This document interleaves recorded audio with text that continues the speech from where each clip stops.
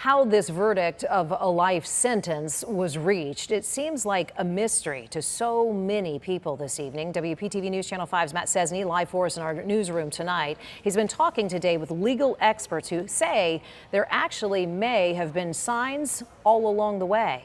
Matt?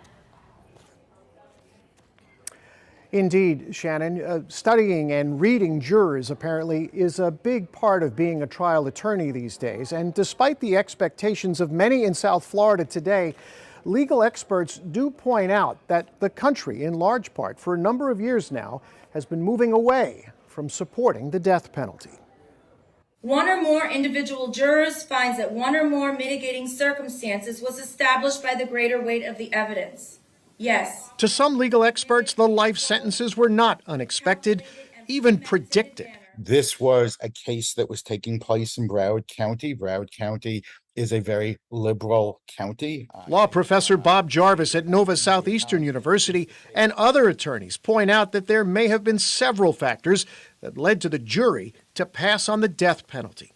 The defense did a very good job of reading this jury. Miami defense attorney David Weinstein says the Parkland gunman's lawyers may have had that deciding read on the jury on the day they suddenly ended their defense, a move that at the time had angered the judge. They knew through their defense case, whether it was halfway through or 3/4 of the way through, that they had done enough.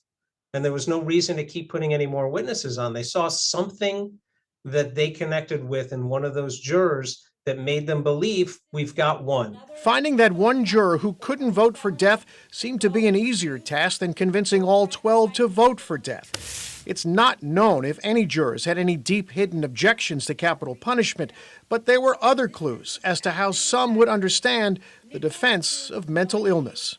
There were 3 or 4 jurors, depending upon how you want to count, who either had experience with the mental health counseling system or had secondhand experience with it, and who felt that it had helped them. Regardless of how and why, the jury's verdict seems to be final. It's a system that we have to live with the result from. We can't just throw it out because it didn't give us the result that we thought would happen or that we hoped would happen. Well, it is certainly not the result that the families of the Parkland victims had been wanting today.